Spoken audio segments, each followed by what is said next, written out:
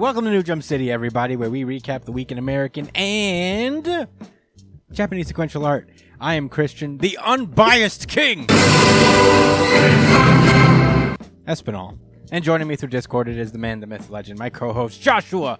Gangsta Time Cole. It's not. Well, it's called partner, but it should be called Gangsta Time. What up, Chris? What up, everybody listening? Yeah, I'm a little concerned that I made the sound drops a little too loud now in my efforts to equalize it. But it's a work. Yeah, they might smack you in the face, but you're used to it. Yeah, we're not doing any one-shots today, so thank goodness there's not that sound dropping. Yeah. We just thought we'd come on, give you a quick sode about the X-Books. We did all the manga on Sunday, so if you guys are interested in that, check out our YouTube channel. Watch the video corresponding to the series that you like. We got it all up there. Or, subscribe to iTunes, Spotify, wherever you listen to podcasts if you like the show in general.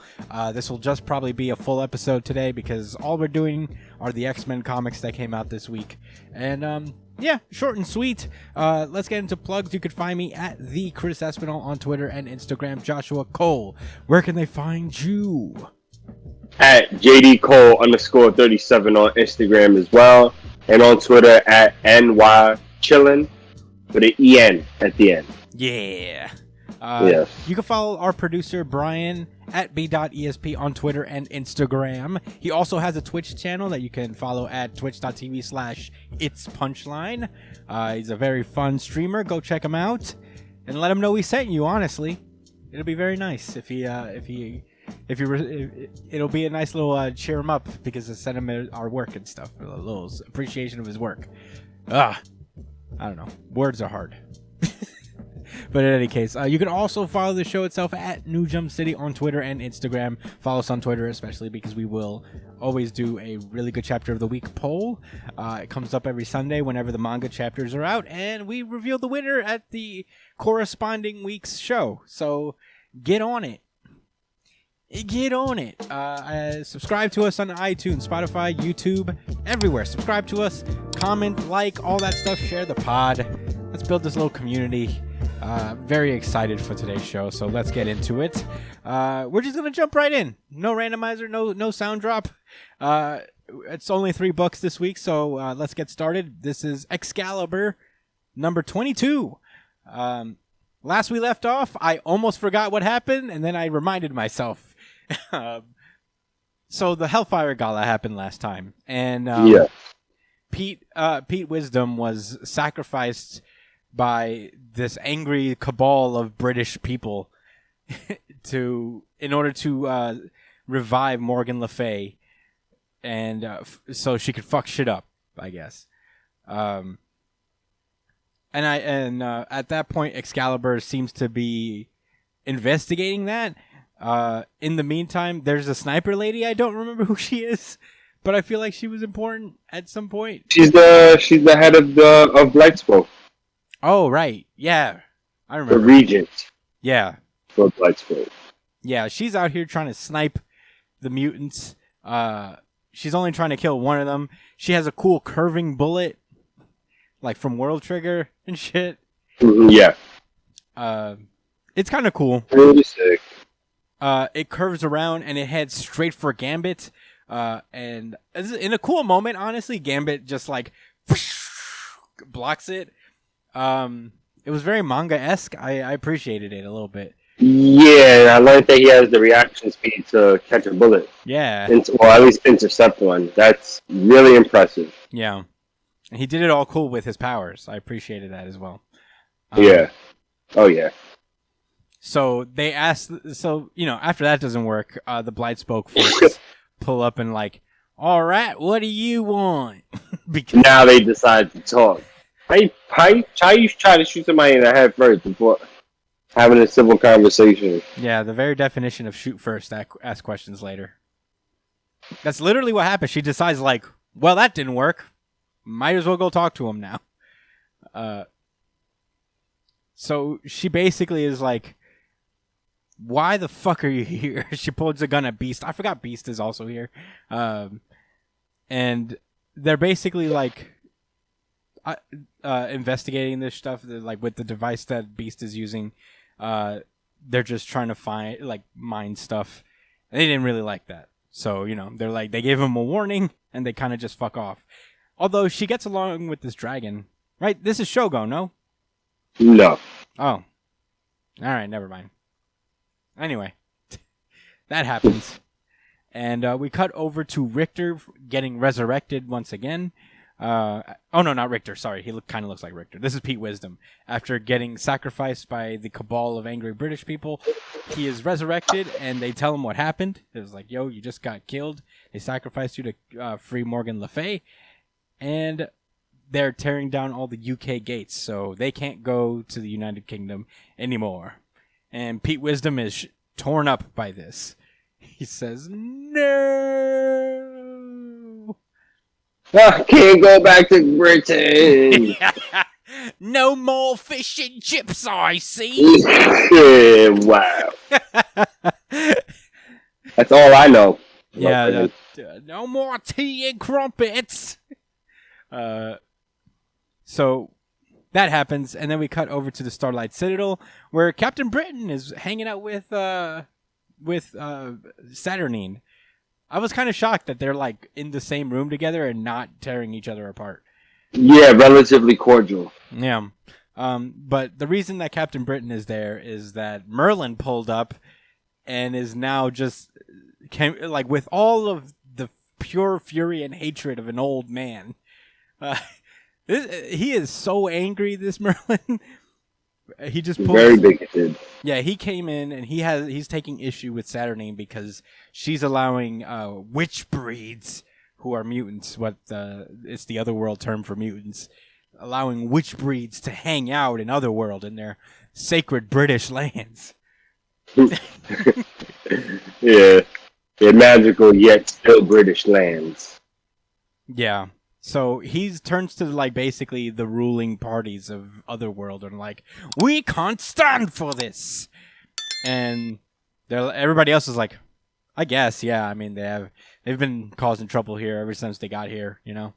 It's pretty fucked up. So they're pretty much everybody's kind of in alignment with Merlin. So I guess they call the meeting. Saturnine just calls the meeting. Is like, all right, I don't know what you want me to do here. But so you guys hate mutants. We got it. The court adjourned. Your hatred is noted. So I guess everybody goes home. It's kind of confusing as to what was the point of all this. Is just, did Merlin gather this crew just so he could hate in public? I think a lot. If we're being serious here, right? Yeah. I think it's not just Merlin. I mean, he stated, I'm not sure if it's right now or later on, but it's not just him. A lot of the other regions feel that way. Even the people in Severlet, I think. Yeah. With the vampire place, which is weird because they seem pretty cool with some of the mutant kids. At least that one mutant kid, anyway. Yeah. Actually, he turned himself into a vampire to hang out there. So anyway, look. Well, Wolverine. Point is, Wolverine niggas got beef with mutants for some reason, huh? Remember, Wolverine pulled up and is like, "Hey, can you take care of Dracula real fast for me?"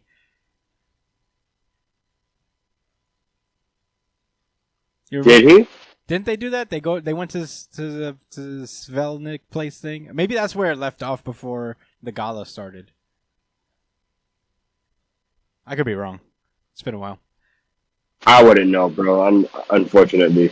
Yeah, but in any case, after the meeting is adjourned, Saturnine calls Betsy over and kind of tries to mend fences, but in her own Saturnine-esque way, where she's kind of smug about it, where she basically asks, she's basically like, all right, so Merlin just came in and declared war on me.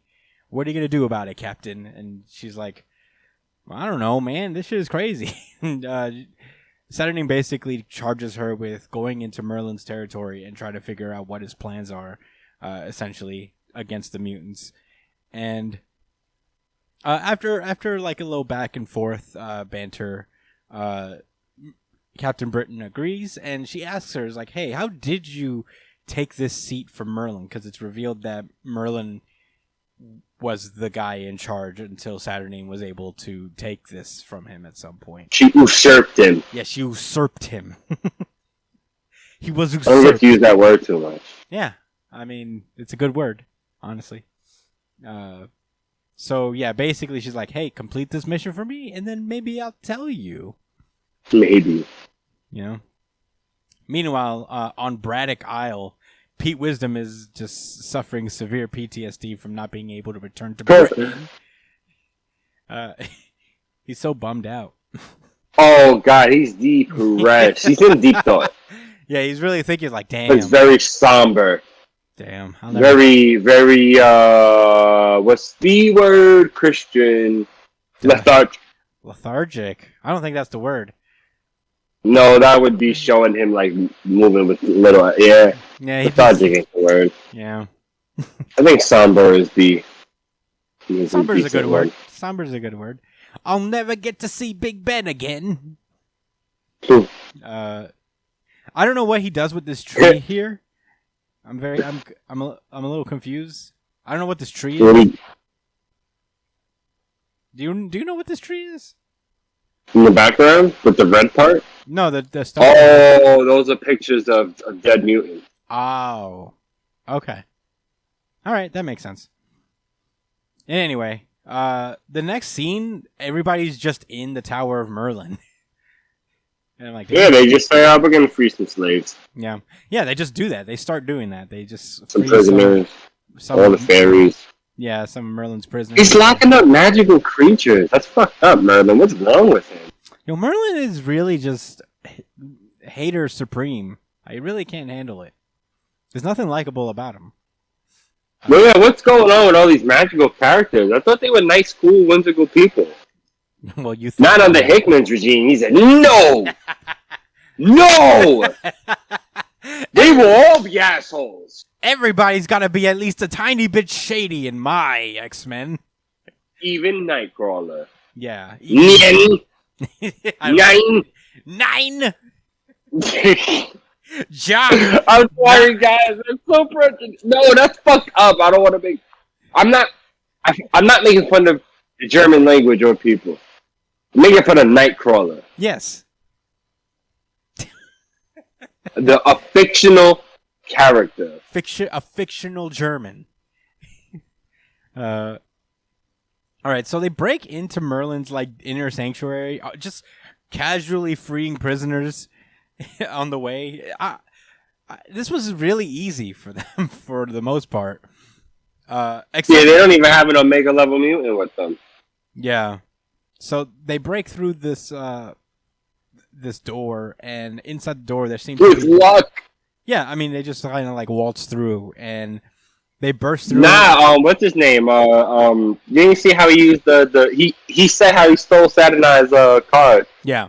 A tarot card, and they used the luck one to bust open the door, which is I thought fucking hilarious. Yeah, Gambit's pretty cool in this issue.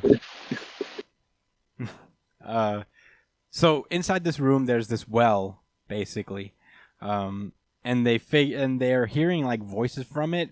But they don't really get a lot of time to investigate because Merlin just pulls up like, which breed? And he's... yeah, so he's like... derogatory term! Slur against your people! Yeah, that's... Yeah.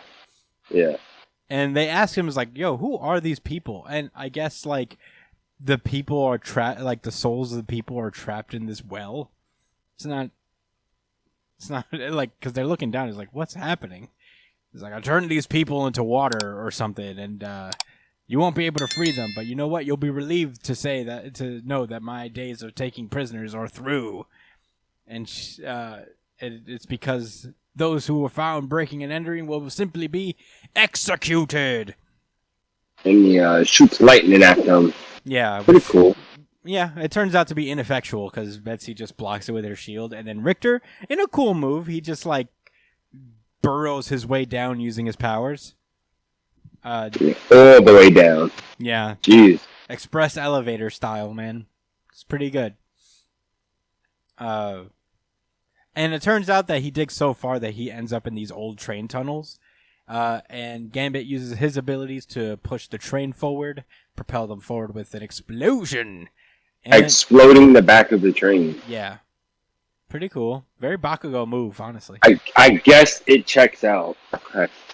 I'll buy it. Why? It's not any more ridiculous than anything I've seen in comics, honestly. Sure. Yeah, yeah. Yeah. Yeah. Meanwhile, Pete Wisdom is just really still down in the dumps. Just another half page of him just being like, "Damn, they really kicked me out of Britain." And the next morning, he appears in the Arbor Magnus, where the Five seems to have resurrected the old strike team. I don't know who these folks are, but we get a helpful little mini blurb of these folks. We got Tom Lennox, as his codename is Gast. Allison Double, known as codename Albedo. Kevin Mulhern, Xanth, and Vicky Repion, Rubedo. Jim Jaspers killed the first guy, which, he's a really strong dude. Yeah, very strong man.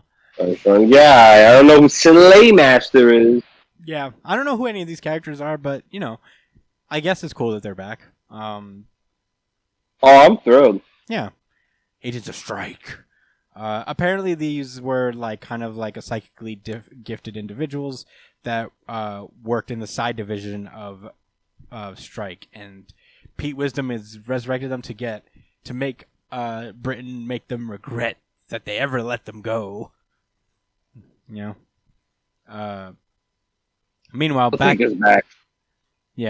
back at Merlin's castle, he's like, "Ma! This place is protected by more than just locked doors and guards, Excalibur." And he flips off this cage, and he's like, and there's this red-headed naked guy, it looks like, inside, and he just pokes his forehead, and he's like, "Who are you?" And "I am Merlin. Do you remember now?" And he's like, "Yes, I am Arthur." King Arthur. I guess that makes sense if there's a Merlin. Yeah, Merlin, King Arthur. Yeah. All right. So I guess it's going to be King Arthur versus the Excalibur. Maybe he's super powerful in this universe. King Arthur versus Captain Britain. Whoa. It's a good, jolly old showdown. I'm not even going to act like I know any English. Jolly good showdown. That might be the name of the episode, a good jolly old showdown. Jolly old duel. I challenge you to a duel. A duel. That was Excalibur. I liked this issue. I found more enjoyment reading this one than usual with Excalibur. I'm pretty up and down on the series, but this was not a bad one. I thought there was these cool little moments, nothing insane, but I liked it more than usual. Excalibur, I guess, is starting to grow on me. Maybe. Only 22 issues in. But you have any thoughts, Josh? Nope, ready to move on. Sick. Let's get into Way of X. This is Way of X number 4. With the cover. Also, we skip ahead because we have no self-control. I'm going to get a bit of VGI right now. All right. This is Josh's very good issue of the week. Certified It's VGI. only Josh's? No, it's also mine. Certified VGI. Let's get into it. The cover promises us that Xavier and Legion are about to go at it, but it doesn't. Spoiler alert, it doesn't happen. Oh, Chris. I don't ever take these I for know. granted. All this guarantees is that they're going to probably communicate with each other in some sort of way. They're probably just going to walk past each other at some point or another. At the bare minimum, that's where you have to set your expectations there. So whatever else happens after that is like, ooh. Yeah. Anyway. Ooh. We open up with this story about these tribes. Very interesting one. Yeah. Do you want to go through it because like this part in particular is kind of like spotty in my memory. Mm, I won't tell the story word for word and nothing like that. Just the but gist. Here's the point, man. People were struggling. They got together to try to help each other out. Everyone played a role. Was living in a community, but everyone was still struggling. Shit was still rough.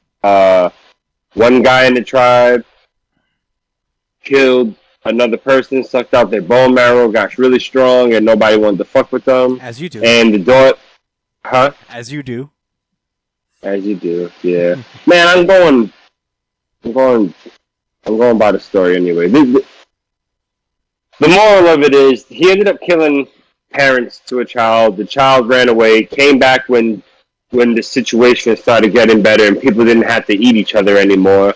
And when she came back for revenge on the person that killed her parents, the people were trying to say, like, these are better times now. Like, that was only under, like, stressful times. Like, let's wipe the slate clean. Yeah. Right? And this is a super obvious parallel to what's her name? Lost. Huh? Lost. Yeah, it's a Lost story where I guess Fabian Cortez murdered people that really mattered to her, and it's hard. She's trying to explain like how she feels through her story. Fabian Cortez is the dude that killed her parents and sucked their bone marrow out. Yes, basically. And there you go.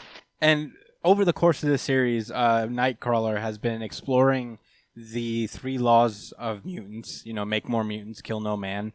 And this is particularly about kill no man.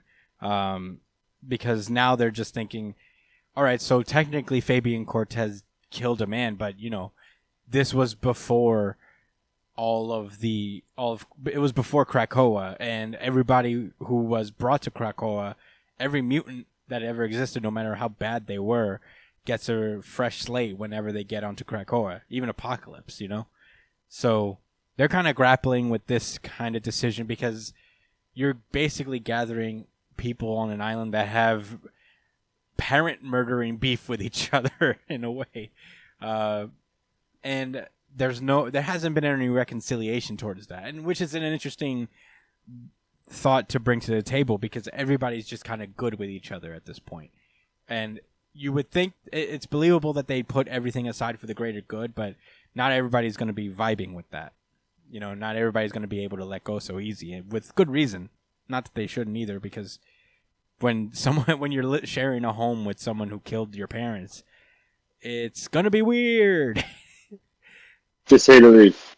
So, yeah, they're basically trying to think about what they're gonna do about it. Like how they're gonna make this situation right, and how this situation will probably be kind of a test for a method to make the kill no man rule more palpable to people, or more important and and stuff. And that's all Nightcrawler's ever trying to do. So, give real value to these laws, right? So that they're not just something that's being said. Yeah.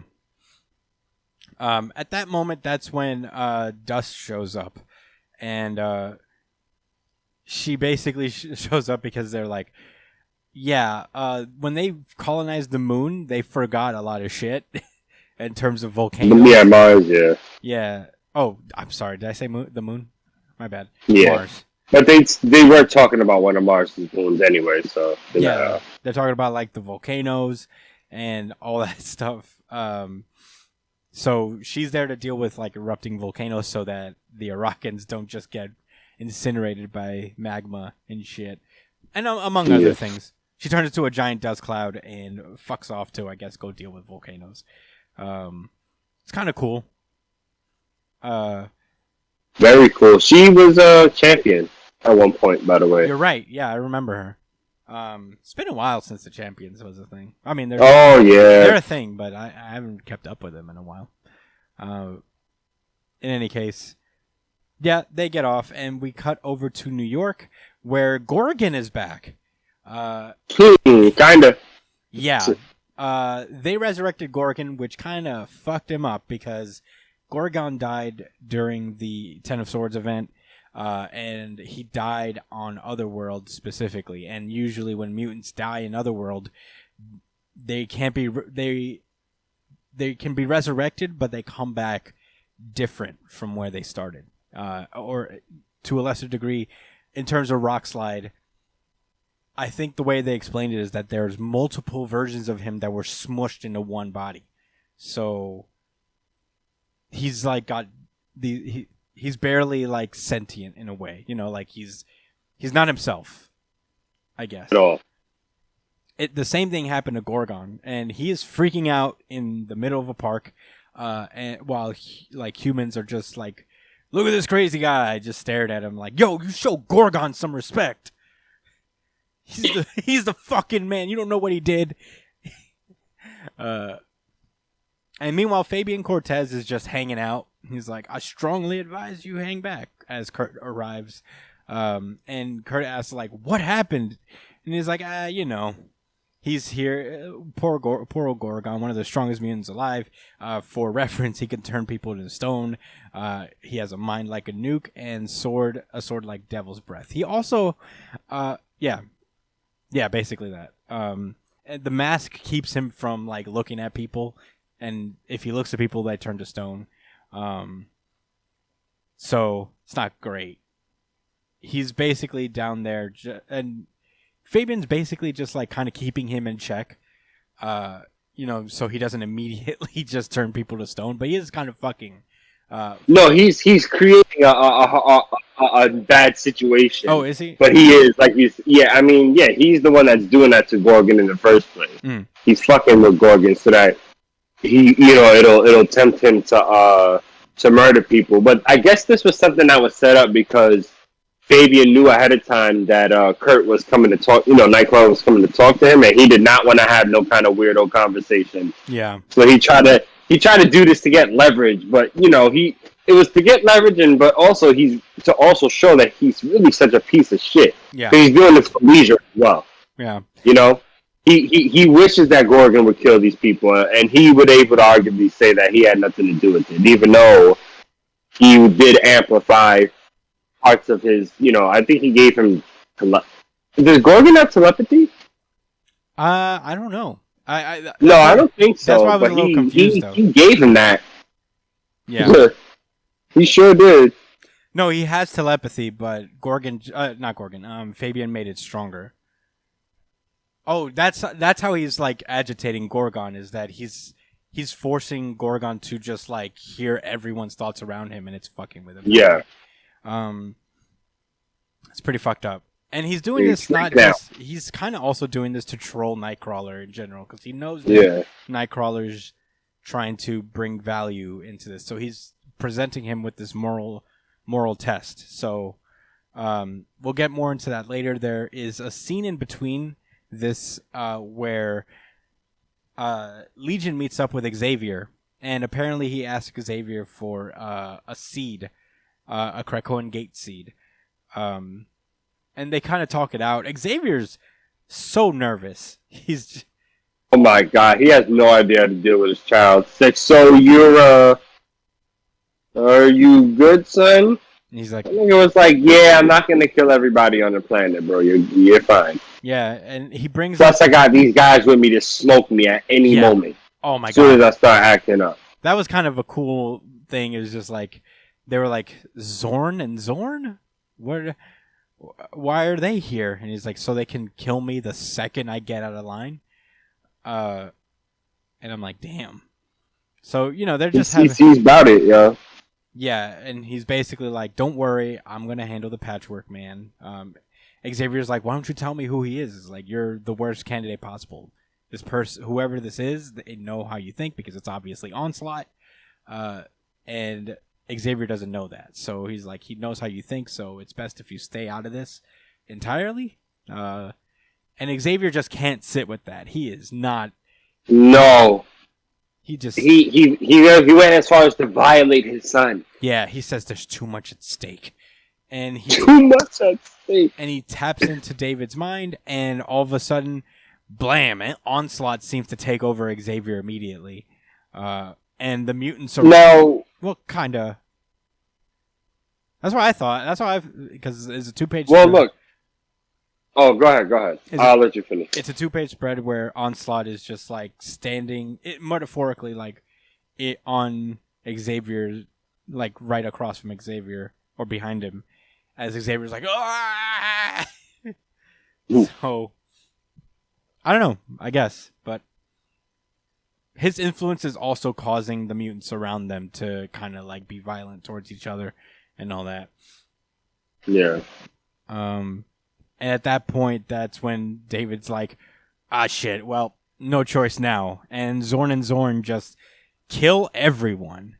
Vaporize everyone. Yeah, Xavier included. This is the second time Xavier died. Who knew? Who would have thought that Xavier would die twice? Yeah, was gonna get smoked in this fight. I didn't think he was gonna die in this comic. He did. They did fight, and they lost. I guess. Just tell me, son. But you see, Legion was trying to tell Professor X, like, look, like you have to leave it alone and allow people to kind of work past this. You know what I'm saying? And he just was like, nah, I need to be in control. Yeah. But as it was said, Onslaught used him as a conduit, and that that could have been way more dangerous. Oh yeah. And nobody stopped him. Yeah, and it's not just like he needed to be in control. He also needed David to not be in control of the situation. Like, he did not trust Legion even a little bit. It's sad, And it's one of the shadier aspects of Xavier that he's just, like, so distrustful. He can trust Apocalypse before he can trust his own son, which is pretty crazy. But in any case, he's dead now. And he's like, well, better tell the Resurrection crew to cancel their dinner plans, eh?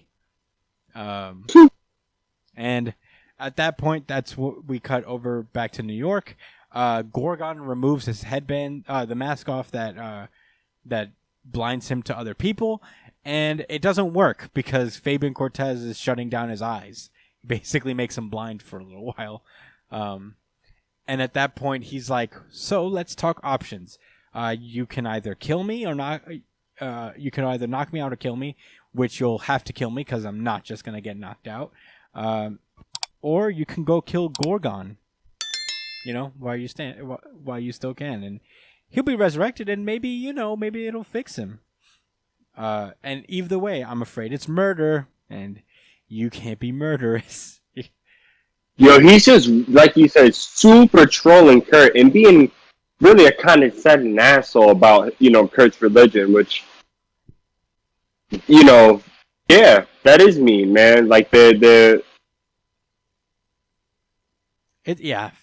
Kurt's not a bad fucking person. No. And people that talk this way to people who are religious who aren't bad people are assholes, too. People are allowed to believe what the fuck they want to believe, and that's coming from an atheist. Yeah. Just wanted to say that. Agreed. I hope Fabian Cortez dies. I hope someone kills him and he can't come back. Or he comes back, with a deficiency. Well, he'd have to die in Otherworld, I guess. Yeah. Someone needs to drag him there and smoke him slowly. Maybe this is a redemption arc for him. Maybe this is him, like, going through his Zuko phase, where he's a real dick up top. Yo, I feel like by the end of Way of X, you're... I like how you say no with your entire body. I mean, I don't know. Maybe. There's got to be a reason he's in this book at some point. It's to die. To be a sacrifice. Well, we'll see or about lost. that. Watch, at the end of X... And to help Kurt's balls drop. At the end of Way of X, by the time Way of X ends, we're going to be like, damn, Fabian's our favorite character. He's going to have a hell of a redemption arc. I know it. I'm not frozen. I know. I'm aware. You do this when you're unimpressed by my optimism. I'm very unimpressed. In any case, Kurt is like, "Ooh, I'm gonna prove you wrong so damn hard," and he teleports into the ice cream cart thing that's gathered right before Gorgon. This guy who's just selling ice cream to all these people who are taking pictures of Gorgon and making fun of him. And he keeps like goofing into it, like on purpose, obviously, to just kind of take the attention off of Gorgon. Everybody laughs at him, and even Gorgon starts to giggle. And I'm like, Gorgon, yay! He finds happiness. It's funny. He's like laughing, and he ties his mask back on. He's like, very good. Yeah, because now, like, he can feel everybody's laughter instead of, like, all the negative shit they were saying before. Yeah. Which was cool, man. That was really nice to see Gorgon smiling like that. Yeah, this was, what it reminds me of? This is very, like... Fabian. Yeah. Yeah. It's funny. It reminds me of, like, I read this, like, damn, this reminds me of Aang. I feel like Aang would do something like this, It's a very Aang moment. Aang from Avatar. And Fabian's like, no, they have to keep hating. Right. Like, geez, you fucking jerk. Yeah. Yeah, who says this part out loud? Just like, they have to keep hating. Without this negativity overwhelming, he'll... and that's when Nightcrawler pulls up and knocks Fabian out. Pretty sick. And he drags him by his dumb fucking ponytail. And he basically is like... He's like, don't kill me, don't take me to the council. They're going to put me in the hole with Sabretooth. And he's like, I'm not going to take you to the council. I'm going to do something worse. I'm going to make you have a conversation with the person whose parents you fucking murdered. And I'm like, damn. Meanwhile, back on Mars, Lost is watching Soraya do her thing, and Legion is just like, I guess he's close to a volcano. Right on the rim of it. Yeah, it's actually. I wonder why in particular, but he's just like, all right, let's get to work. She's very strong. She doesn't know what she's capable of. But anyway, let's get to work. And they take the seed. He says every seed grows a gate. And every gate opens a path that mutants can walk. And right now, what mutants need more than anything is a place where the devil can't hear their whispers. And it looks like he uses Zorn and Zorn to implant the gate within his own head. Yeah. And all of a sudden, his like eyes show open. And he's like, a sacred refuge, a temple. Yeah. He's really looking like Aang. Yeah. Actually. Legion goes into the Avatar state. He's just like, And I guess Legion's gonna have a Krakoan gate in his mind. Will people be able to escape into Legion's head?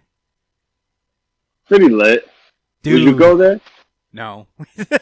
Once personalities start to come up, it's gonna be a little crazy. It's kind of weird. He's gonna get a little wild in there. Remember the invasive exotic? Yeah. Making everyone kill each other? Yeah. But in any case, I think the concept's interesting.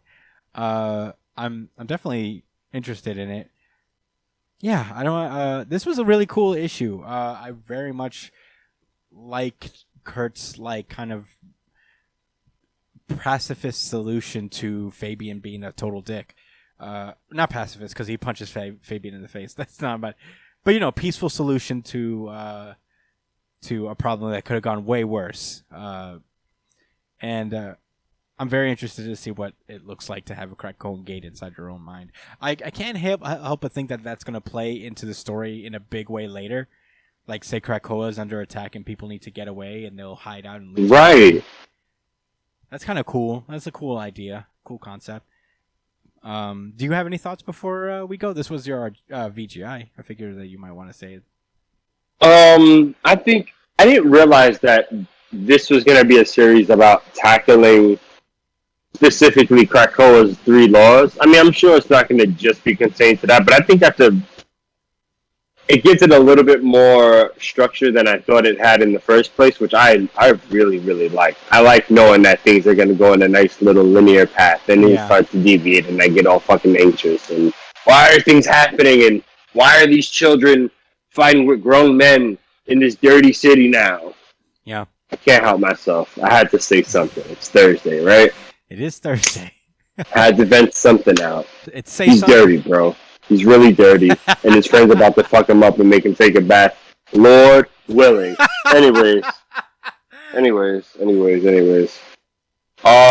So yeah, I really think it's interesting that they're tackling the laws, especially the second one. I wonder how they're going to interpret it further, because obviously life is important, especially human life, since they can't be fucking revived. Well, we have to give people more than that, you know. I personally believe that, you know, life is, it's not just important because it's seemingly finite.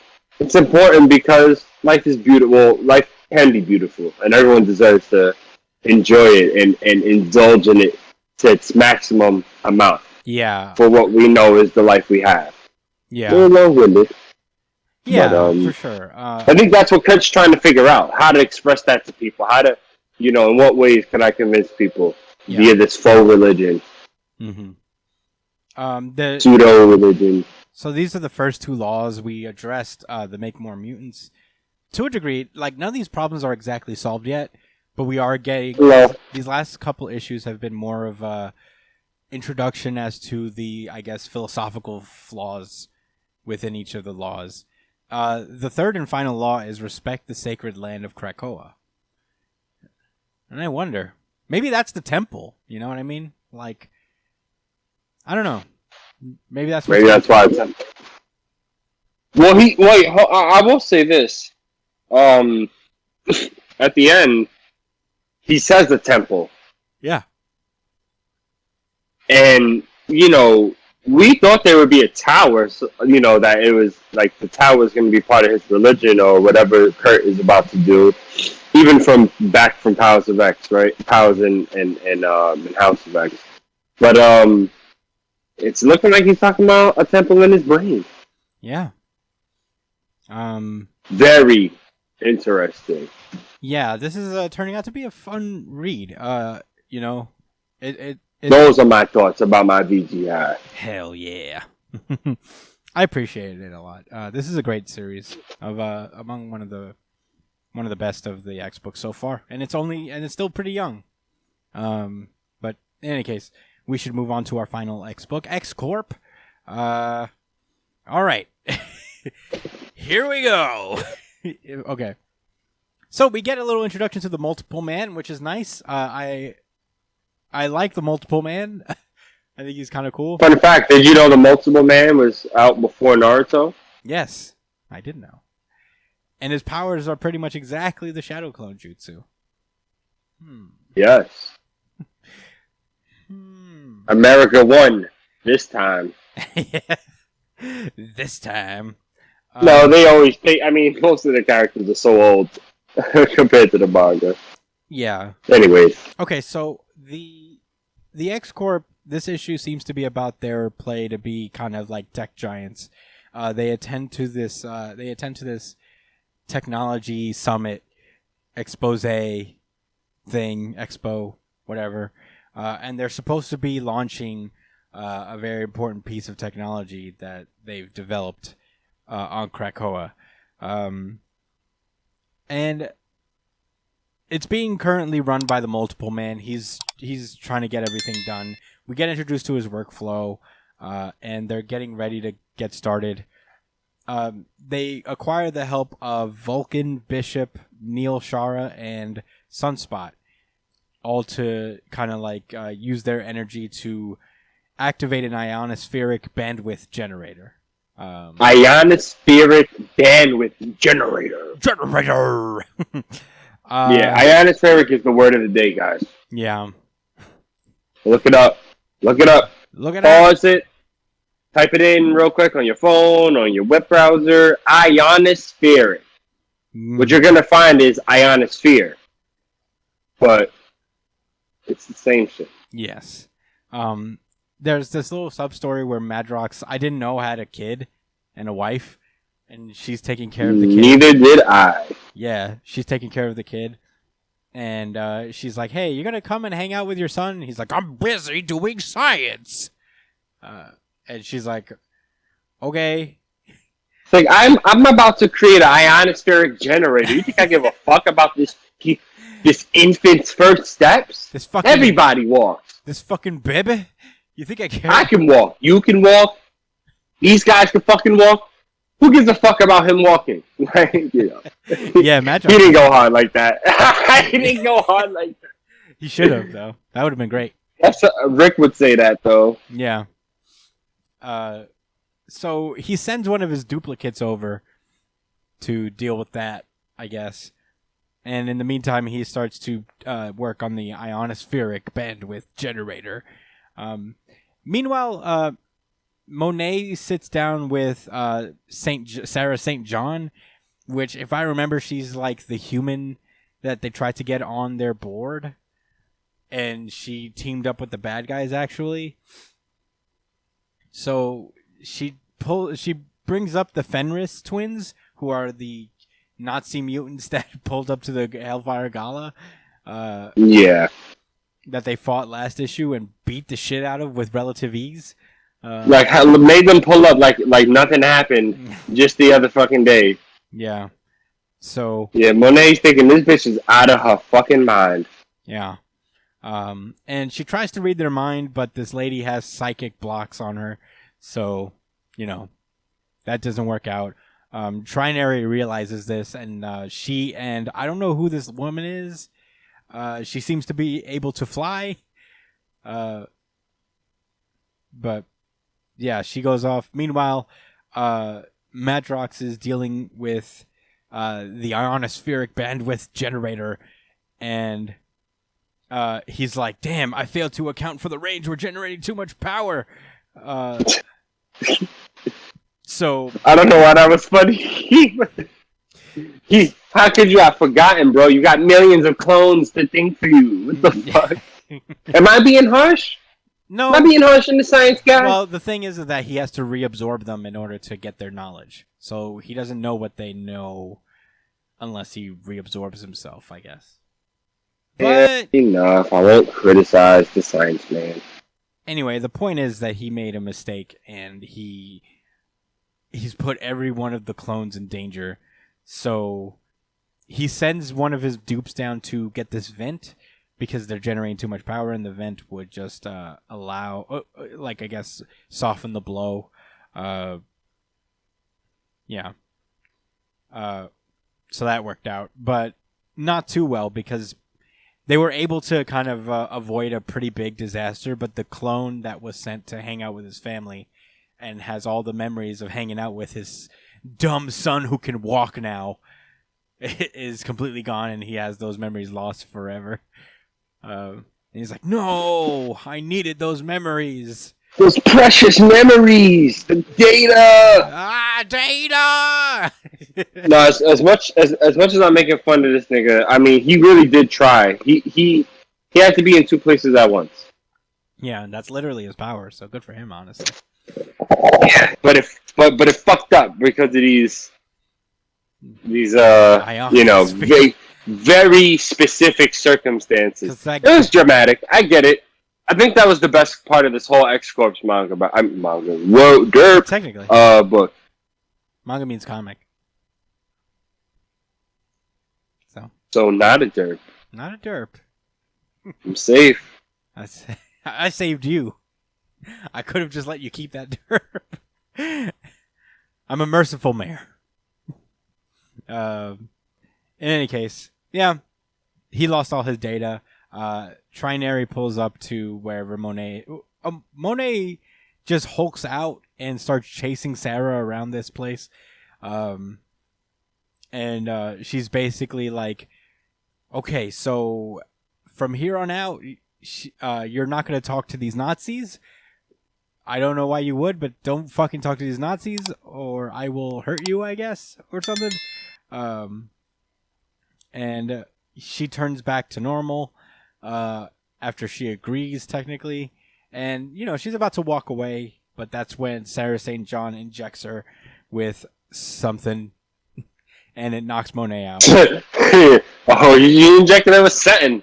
I thought it was like that mutant suppressant shit. Like, oh no, she's gonna lose her powers, which means she gotta die again and get resurrected, whatever. But it was something else. She didn't give her a downer. She gave her an upper. An upper. Oh. Hey. When they go back into the room, Trinary and this other mutant find a giant hole in the ceiling as Monet seems to have crashed through it and is about to Hulk out somewhere. They don't know where she's at, and Angel's about to go on stage and present the Ionospheric bandwidth generator. Oh, shit. So she tries to call Monet and be like, yo, where you at? This is crazy. We got to start filling up seats at the X Corp, whatever, blah, blah, blah. All right, here I go, presentation time. And he's about to do it. He's doing his whole spiel. He's like, the world needs more bandwidth, better internet for everyone, which I agree with. And more people to learn the word ionosphere. Yeah, more people to understand that we created the first ionospheric bandwidth generator. And right when he does the whole, businessman, look up, people of Earth, because they're supposed to see something, it doesn't work out. For whatever reason, the launch doesn't go off, and that's where the issue ends. So he's like, hey, can you get Madrox on the phone? I'd like for him to explain why X-Corp's most crucial launch just publicly failed. And that's where the issue ends, as Madrox is like, fuck. Well, X-Corp. I don't know, man. I feel like me and Josh are on the same page where we're not very into it yet.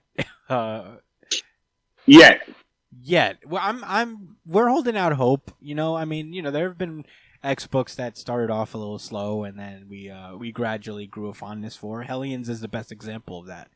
So Hellions was funny from the jump, or for whatever. Sure. But I'll give you Hellions. This ain't good. No, yeah, for sure. I would say that at the beginning of Hellions, though, we weren't as hot on it as we were now. We liked it, but now it's one of our favorites. Whenever it comes out, we get excited about. X Corp isn't really there. I think the problem stemmed from the pacing. I don't know anybody on this book really, except for Jamie Madrox. An Angel, I guess, to a degree, but I'm not really familiar with anybody. I don't like anybody yet. I'm not really invested in these characters. And it's funny because the whole idea of X Corp kind of fits in with the whole Hickmanian vibe. It could be that. And that's why I was excited about it initially. It's just oh, cool. It's going to be a bunch of rich people being shisty to one another. That's very Hickmanian. But I don't know. There's something about this. It just hasn't grabbed me yet. And it's too businessy. I guess that's the whole thing is just I feel like I'm just reading a business transcript thing. Right. I don't feel this way, overall, but there are moments where I'm just is this shit just going over my head? Are they just trying to tell me that I don't get it? Yeah. Little boy, you don't got that type of bag to be reading this type of shit. It's levels, Josh. So I don't know. Maybe that's what it is. Yeah. I don't know. Yeah, it's just not hitting yet. But it doesn't excite me, the jargon between the fucking the business people and the we're gonna absorb this and have this I don't know. I think making a larger bandwidth for the entire world is really cool, and obviously I can imagine how that would make them dominate most financial markets since everything runs on the internet. It's just superpower move. I get it. They're taking over. I already assumed that. Yeah. I think that's the problem. Then it's just surprising to me. I'm just yeah, I'm sure you guys would do that in order to rule Earth financially. Yeah. I want it to happen. I don't have any problem with it. Remember when they was talking shit at the summit? Yeah. And it was like, we're going to do your job, but do it better because we'll actually take care of people. Mm-hmm. I'm with that still. That's why I'm still on Krakoa's side, because I do believe ultimately they still care about people. Mm-hmm. At least right now. Yeah. More than human governments do. Yeah. I wish it would just go a little slower. You know, I feel like I don't know what's happening. You know, sometimes like I have to read this twice sometimes because I'm like, wait, then now there's this expo? What? And I get that, like, for a second I was like, well, we already have like the Hellfire Club. Isn't this a little redundant? But the whole separate the difference between the two is that Hellfire Club is basically a distribution chain for the Krakoan drugs, whereas the X Corp is the actual like business venture, entrepreneurial spirit of Krakoa. And I like that concept. I like the concept a lot. I think it's interesting to read about, but it's not hitting quite yet. And I'm hoping that it does at some point. Maybe when the X Corp is actually fully formed and all the board members are in place. I don't know. We'll just have to see for me. But that's all I gotta say about it. Do you have any final thoughts before I move on? Unfortunately not. All right. Those were the X books. And that has been our show. Oh, yeah. Thank you guys so much for listening. I am your host, Christian Espinal. That was Joshua Cole. You can follow us at the Chris Espinal, at JDCole_37, at B.ESP on Twitter and Instagram. Follow the show itself at New Jump City on Twitter and Instagram. If you like the show, comment, subscribe on iTunes, Spotify, YouTube, Pandora, Amazon Music, Google Podcasts, wherever you listen to podcasts. We are on there.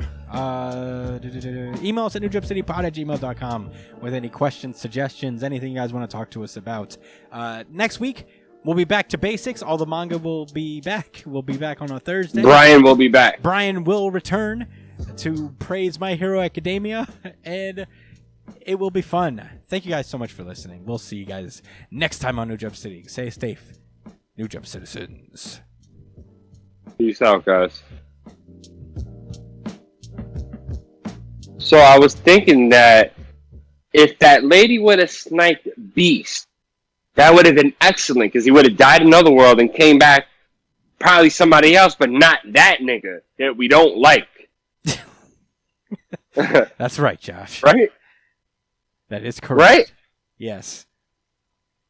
They teased us.